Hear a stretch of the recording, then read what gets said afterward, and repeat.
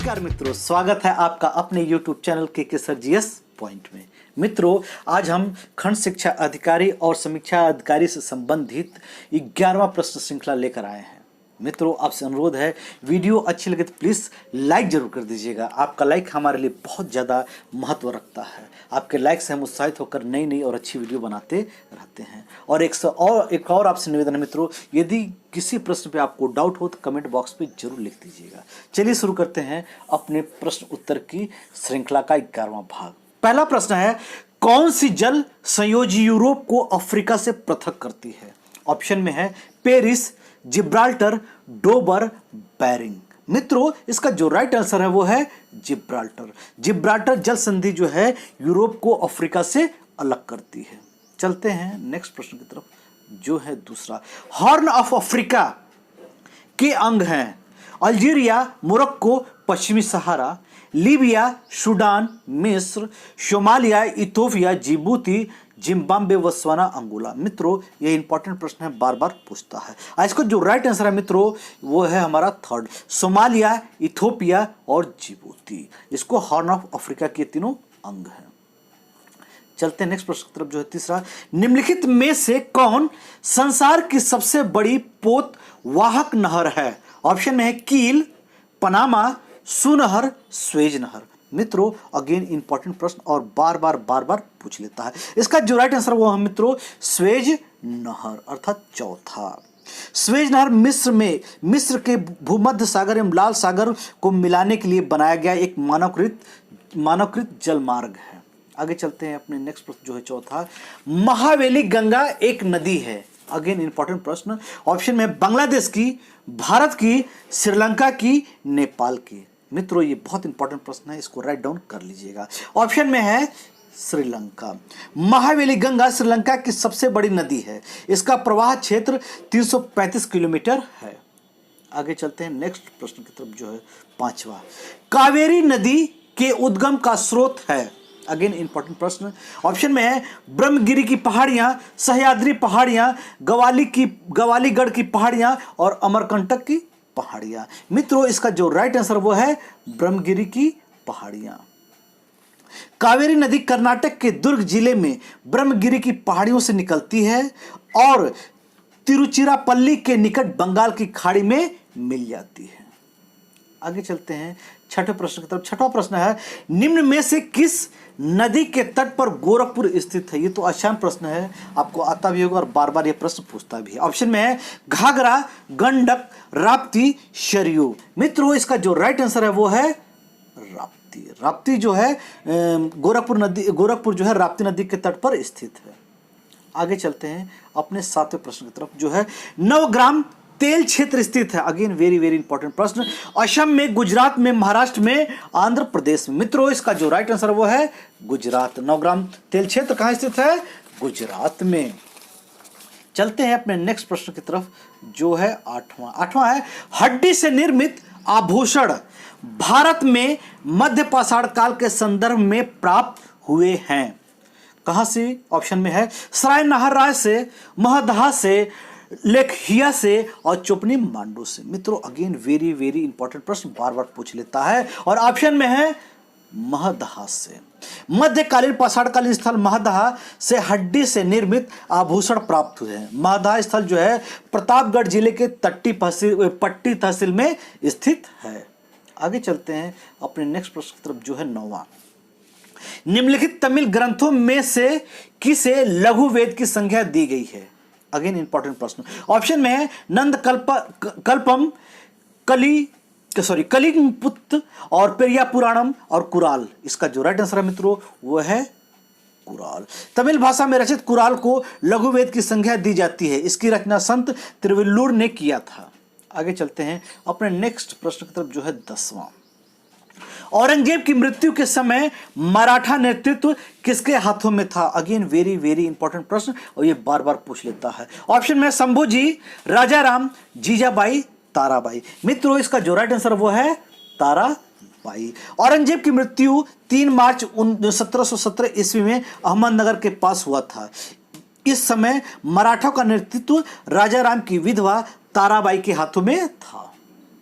चलते हैं अपने 11वां प्रश्न की तरफ। वो है भारतीय राष्ट्रीय कांग्रेस का प्रथम निर्वाचित यूरोपीय अध्यक्ष था। अगेन इंपॉर्टेंट प्रश्न। ऑप्शन में है web Miller, George Yule, Alfred web और एनी बेसेंट। मित्रों इसका जो राइट आंसर वो है जॉर्ज यूले। भारतीय राष्ट्रीय कांग्रेस के 1888 में इलाहाबाद के राष्ट्रीय अधिवेशन में जॉर्ज यूले को अध्यक्ष निर्वाचित किया गया था। आगे चलते हैं अपने 12वें प्रश्न की तरफ। जो है 1857 के प्रथम स्वाधीनता संग्राम के समय भारत का गवर्नर जनरल था। ये इंपॉर्टेंट प्रश्न है और इजी भी है, आपको मालूम होगा। ऑप्शन में है Lord Hardinge, Lord Canning, Lord Mayo, Lord Dufferin. मित्रों इसका जो राइट आंसर है वो है लॉर्ड कैनिंग। 1857 के विद्रोह के समय भारत का गवर्नर जनरल लॉर्ड कैनिंग था। लॉर्ड कैनिंग भारत में कंपनी द्वारा नियुक्त अंतिम गवर्नर जनरल तथा ब्रिटिश क्राउन के अधीन नियुक्त भारत का पहला वायसराय था। चलते हैं नेक्स्ट प्रश्न की तरफ जो है 13वां। स्वराज शब्द का प्रयोग सर्वप्रथम किसने किया? ऑप्शन में है बाल गंगाधर तिलक, लाला लाजपत राय, एस.सी. बोस और महात्मा गांधी। मित्रों इसका जो राइट आंसर है वो है बाल गंगाधर तिलक।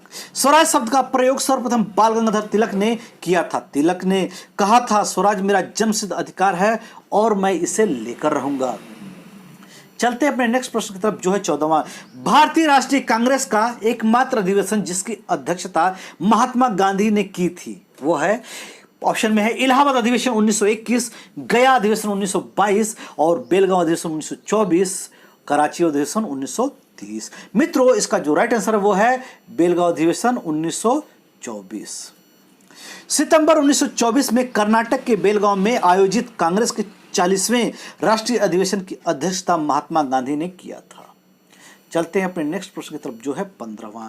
निम्नलिखित में से कौन भारतीय गणतंत्र का प्रमुख है? बहुत इजी प्रश्न है, आपको आता भी होगा। ऑप्शन है भारत का राष्ट्रपति, भारत का प्रधानमंत्री, मंत्रिमंडल, राजनीतिक प्रमुख मंत्री परिषद सहित। मित्रों इसका जो राइट आंसर है वो है भारत का राष्ट्रपति। संविधान के अनुच्छेद 52 में कहा गया है भारत का एक राष्ट्रपति होगा। राष्ट्रपति राष्ट्र का अध्यक्ष होता है और भारत सरकार की समुचित कार्यपालिका कार्रवाई इसी के नाम से की जाती है। चलते हैं अपने नेक्स्ट प्रश्न की तरफ जो है 16वां।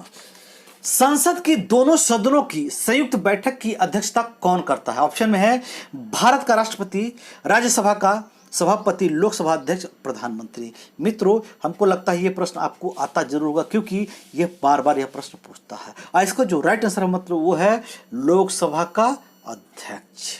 चलते हैं अपने नेक्स्ट प्रश्न की तरफ जो है 17वां। भारत में गरीबी का स्तर निर्धारित होता है। अगेन इंपॉर्टेंट प्रश्न।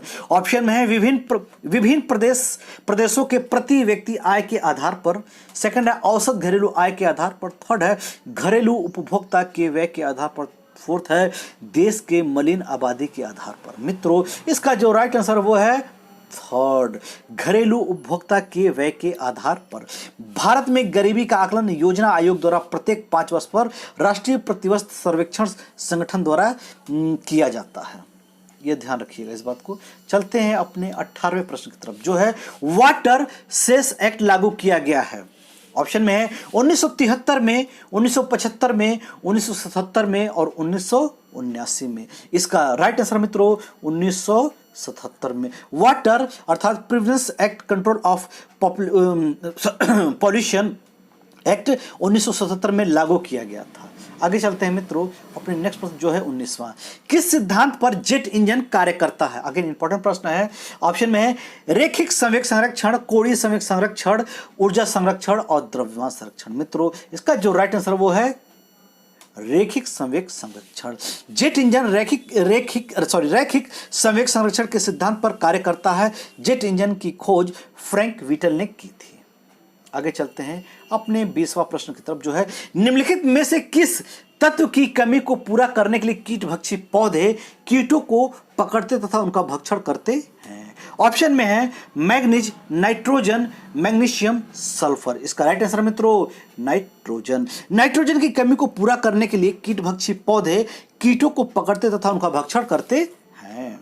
आगे चलते हैं अपने नेक्स्ट प्रश्न की तरफ जो है 21वां। भारत में भारतवर्ष में प्रथम कृषि विश्वविद्यालय की स्थापना हुई थी? 1955 में, 1960 में, 1965 में, 1970 में। तो इसका राइट आंसर है मित्रों 1960 में। भारत में 1960 में प्रथम कृषि विश्वविद्यालय, जिसका नाम गोविंद बल्लभ पंत कृषि एवं प्रौद्योगिकी विश्वविद्यालय था, की स्थापना हुई थी। यह उत्तराखंड के उधम सिंह नगर में है। चलते अपने नेक्स्ट प्रश्न जो है 22वां। निम्न में से किस एक प्रदेश को मसालों का बागान कहा जाता है? अगेन इंपॉर्टेंट प्रश्न है, बार बार पूछ लेता है। केरल, तमिलनाडु, कर्नाटक, गुजरात। इसका राइट आंसर है केरल। केरल राज्य को मसालों का बागान कहा जाता है। चलते अपने नेक्स्ट प्रश्न की तरफ जो है 23वां। घरेलू ईंधन के रूप में प्रयुक्त एलपीजी मुख्यतः होता है। ऑप्शन है मीथेन, एसिटिलीन, एथिलीन, ब्यूटेन। मित्रों इसका जो राइट आंसर है वो है ब्यूटेन।